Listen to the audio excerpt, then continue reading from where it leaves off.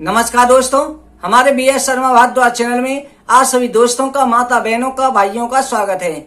दोस्तों, आज की वीडियो के द्वारा हम बता रहे हैं आश्विन के महीने में माता महालक्ष्मी के व्रत के बारे में।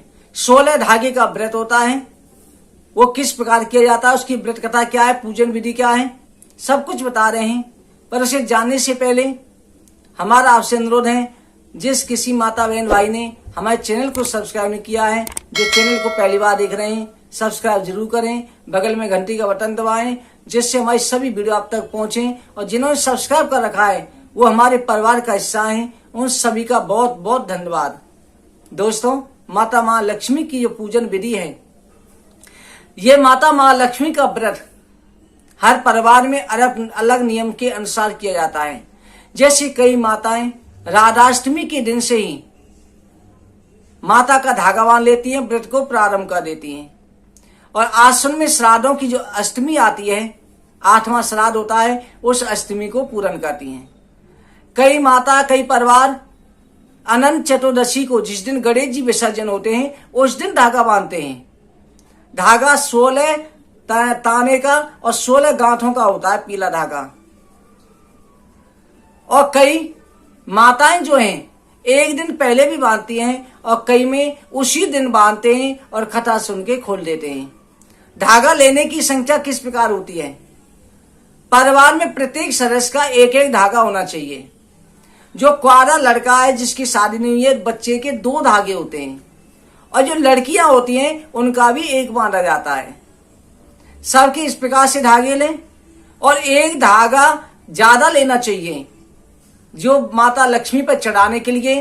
कथा सुनने के बाद में उस धागे को तिजोरी में रखते हैं और जब दूसरी साल में उस धागे को माता लक्ष्मी चढ़ाते हैं, नया धागा रख लेते हैं। साथ में पूजन के लिए माता लक्ष्मी के सामने घोड़े पे बैठे हुए मंगलसेन की, घोड़े की पूजा की जाती है।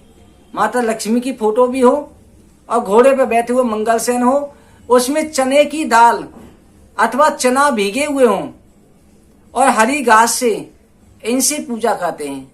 चने से ही ताना गिनते हैं और साथ में अपनी बुजुर्ग सास नंद जो पूजनीय होती हैं उनके लिए देने के लिए, या जिनकी शादी हुई पहली बार व्रत पाता है तो बाना कहते हैं, जिसे मठरियाँ, मिठाइयाँ, कपड़े जो भी रखते हैं थाली में मनसते हैं, कथा के बाद में उनको देते हैं।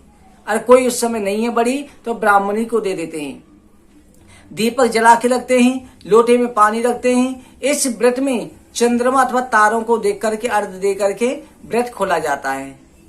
माता मां लक्ष्मी की कृपा परिवार पे अवश्य बनी रहती है। अब हम कथा प्रारंभ करते हैं। बोलो माता महालक्ष्मी की जय। एक शहर में मंगलसेन नाम का राजा रहता था। उस राजा की 2 रानियां थी, एक चोला देवी, एक चिल्ला देवी। राजा एक दिन अपनी रानी चोला देवी के साथ महल की छत पर बैठा हुआ था।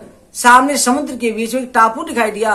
राजन का, रानी तुम्हारे लिए मैं यहाँ पर एक सुंदर बगीचा बनवाऊंगा।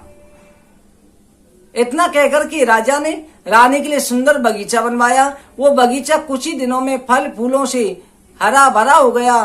फल पुष्प बड़े सुंदर सुंदर लग रहे। राजा ने पहरेदार लगा दिए।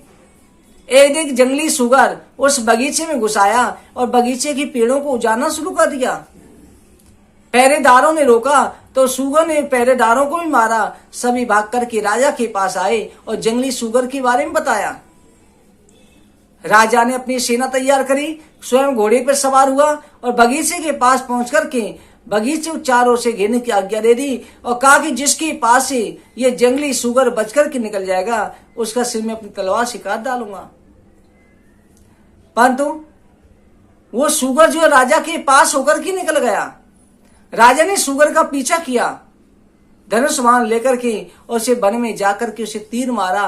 वो मुक्ति को प्राप्त हो गया।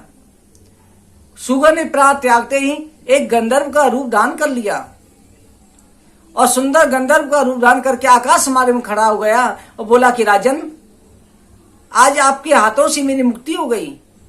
राजन, मैं हूं नाम का गंधर्व हूं। ब्रह्मा जी की सभा में एक दिन बेसुरा गा रहा था तो ब्रह्मा जी ने मुझे शुगर होने का श्राप दे दिया। राजन, उस समय में ब्रह्मा जी के चरणों में गिरा। तब ब्रह्मा जी ने कहा, राजा मंगल सेन के हाथ से तेरी मुक्ति होगी। राजन, आपने मेरी मुक्ति कर दी है। मैं आपको आशीर्वाद देता हूं, माता लक्ष्मी की तुम पर अति शीघ्र कृपा होगी। इसके बाद राजा मंगल सेन थके हुए वापिस आ रहे थे। उन्हें प्यास भी लगी थी, घोड़े को भी थकावट हो रही थी। सामने से आता हुआ एक ब्राह्मण दिखाई दिया। राजा ने ब्राह्मण को प्रणाम किया। ब्राह्मण ने आशीर्वाद दिया। राजा ने कहा, ब्राह्मण देवता आप हैं कौन? ब्राह्मण ने कहा, राजन, मैं आपके राज्य का ही रहने वाला ब्राह्मण हूं। मैं आपकी क्या सहायता करूं? राजा ने कहा, मुझे मेरी घोड़े को प्यास लगी है। ब्राह्मण ने राजा के घोड़े को लिया और एक तालाब के किनारे पहुंचा और वहां से जल पिलाया और राजा के लिए जल ले जाने लगा। सामने देखा बहुत सी स्त्रियां 16 श्रृंगार करके पूजन कर रही हैं। ब्राह्मण ने जाकर के उनसे पूछा, क्या कर रही हैं? उन्होंने माता लक्ष्मी के व्रत के बारे में बताया, 16 धागे का व्रत बताया। ब्राह्मण ने विधि जानी और एक धागा लिया और लाकर के राजा के हाथ में बांध दिया। राजा भी ब्राह्मण को अपना मित्र बना करके अपने महलों में आया। वहां बड़ा मान सम्मान हुआ। सबसे पहले राजा जो है चोला देवी के महल में गया। रानी चोला देवी ने राजा के हाथ में बंधा हुआ धागा देखा। सोचा किसी प्रेमिका के यहाँ राजा रुके थे, उसने वशीकरण धागा बांधा है। रानी ने उस धागे को तोड़कर के फेंक दिया। वहीं पर चिल्ला देवी की दासी खड़ी थी, उसने धागे को उठा लिया और जाकर के अपनी रानी को दे दिया और ब्राह्मण से सारी जानकारी प्राप्त करी। रानी चिल्ला देवी ने चूम करके उसे अपनी तिजोरी में रख दिया। अगले वर्ष जब व्रत आया, रानी चिल्ला देवी ने बड़ी धूमधाम से व्रत किया। माता लक्ष्मी जो है बुजुर्ग ब्राह्मणी का रूप धारण करके, भिखारिन का रूप धारण करके महलों में आई। रानी चोला देवी ने अपने महलों से भगा दिया। सबसे पहले रानी चोला देवी के महलों में गई थी। उसके बाद में माता लक्ष्मी चिल्ला देवी के महल में गई। चिल्ला देवी ने उस बुजुर्ग महिला का जो मान सम्मान किया, तो माता मां लक्ष्मी ने चिल्ला देवी को पुत्र और धन प्राप्ति का वरदान दिया और चोला देवी को सुग्री मुख होने का श्राप दे दिया। सुग्री मुख रानी प्रातः काल होती रानी चोला देवी का मुख सुग्री का हो गया। उसे महल में पहरेदारों ने बाहर निकाल दिया। रानी अपमानित होकर के अंगरा ऋषि के आश्रम में पहुंच गई। अंगरा ऋषि देव दृष्टि से सब कुछ जान गए कि माता लक्ष्मी का प्रकोप है। अंगरा ऋषि ने माता लक्ष्मी का पूजन कराया। अगले साल जब व्रत आया, क्षमा याचना कराई, पूजा कराई, 16 धागे का व्रत कराया। माता मां लक्ष्मी कृपा से रानी का पहले जैसा मुख हो गया। राजा को रानी की याद आई, सेवकों को भेजा। सेवकों ने पता लगा कि बताया कि अंगरा ऋषि के आश्रम में रह रही है। राजा गया, जाके ऋषि से निवेदन किया और रानी को वापस लेकर के आया। राजा परिवार के साथ में माता मां लक्ष्मी का धागे का व्रत करता रहा। धन दान से संपूर्ण हो गया। उन्हें एक सुंदर पुत्र रत्न की प्राप्ति हुई जो बड़ा ही पराक्रमी था। राजा ने 10,000 वर्ष तक पृथ्वी पर शासन किया। उसके बाद में मुक्ति को प्राप्त हुआ, जो आज भी श्रवण नक्षत्र के नाम से आकाश मंडल में दिखाई देते हैं, जिन्हें श्रवण नक्षत्र कहा जाता है। माता मां लक्ष्मी ने जैसे राजा मंगल सेन पर कृपा करी, वैसे ही आप सभी के परिवार पर, हम सभी पर कृपा बनाए रखें। बोलो माता मां लक्ष्मी की जय।